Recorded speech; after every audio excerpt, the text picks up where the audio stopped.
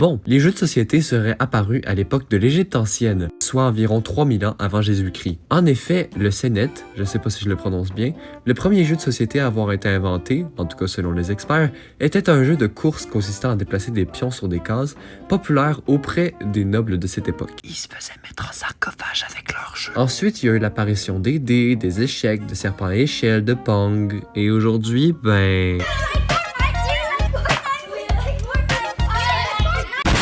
Non, plus sérieusement, les jeux vidéo ont pris une place énorme dans le domaine des loisirs, voire plus grande que celle des jeux de société. Il y a même des jeux de société qui se transforment en jeux vidéo. Genre moi, quand je vois Monopoly sur la Wii, je commence à paniquer là. Donc vu que les jeux vidéo sont limite plus populaires que les jeux de société aujourd'hui, qui ont des beaux graphismes, qui ont de la musique des fois, que des fois c'est littéralement des œuvres d'art, on peut se demander si c'est encore pertinent de s'intéresser à l'industrie des jeux de société et de continuer à en faire, ou alors est-ce qu'on devrait produire exclusivement des jeux vidéo et est-ce que c'est l'avenir des jeux? Ben moi là, je pense que les jeux de société, ils devraient continuer à exister. Argument numéro 1. La plupart des jeux de société, ben tu joues avec d'autres gens, tu joues avec d'autres personnes, que tu sois 2 ou 8 joueurs, tu joues avec d'autres gens. Là, j'entends tous les gens de l'université Harvard aux États-Unis qui me disent « Ben ouais, mais tu peux jouer à des jeux vidéo en ligne avec d'autres gens. » Oui, Nicolas, 8 ans, qui pense qu'il va être capable de pas rester commis d'épicerie toute sa vie, tu peux jouer avec d'autres gens en ligne à des jeux vidéo. Sauf que c'est pas gratuit.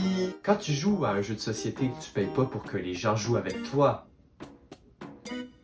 En tout cas, normalement. Sauf que récemment, les compagnies qui créent des consoles du genre Nintendo, Xbox, PlayStation, etc., ben ils ont commencé avec leur nouvelle console à faire payer un abonnement qui te permet de jouer en ligne avec un service vraiment de qualité. Quand tu joues à un jeu de société, tu peux jouer avec des gens autour de toi. Les gens ne laguent pas. Et puis, c'est amusant, jouer à un jeu avec des gens.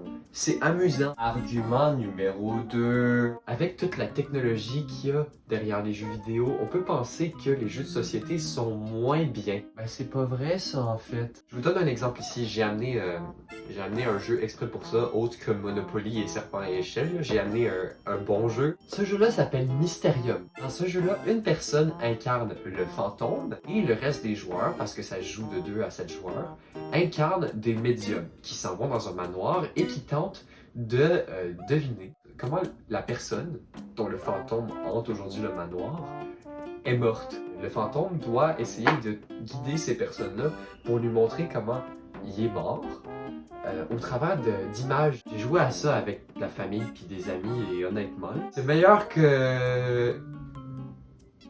Comment ça s'appelle encore? Je vais le mettre à l'écran là. Mais jouez pas à ce jeu vidéo-là parce que c'est vraiment pas bien. Et ça, c'est qu'un exemple parmi tant d'autres. Hein. Il y a plein de jeux de société comme ça qui sont aussi bien ou même meilleurs que certains jeux vidéo. En fait, je pense pas que les jeux vidéo en soi, c'est forcément meilleur que les jeux de société. C'est juste, les deux, c'est des jeux.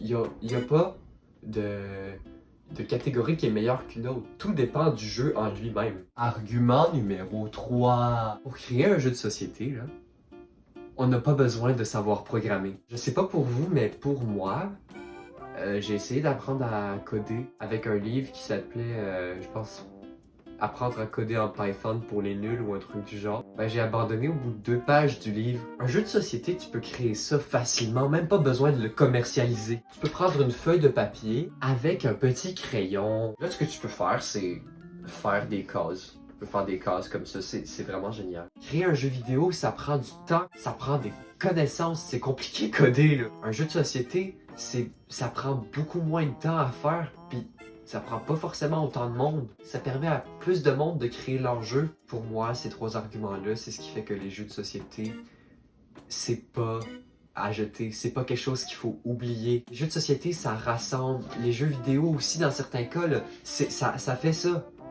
Mais les jeux de société aussi, je pense que un jeu, c'est un jeu, que ce soit un jeu vidéo ou un jeu de société, ça reste un jeu quand même, et je pense qu'il faudrait le juger de la même façon. pas mettre les jeux vidéo sur un piédestal et faire commencer les jeux de société au bas de l'échelle puis voir s'ils sont capables de monter un peu. C'est donc pourquoi il n'y a aucune raison que les jeux de société n'existent plus finalement et j'ai peut-être oublié de filmer un message de fin. Merci d'avoir été là jusqu'à la fin. Peut-être que vous n'avez pas eu le choix si vous êtes dans ma classe. Au revoir.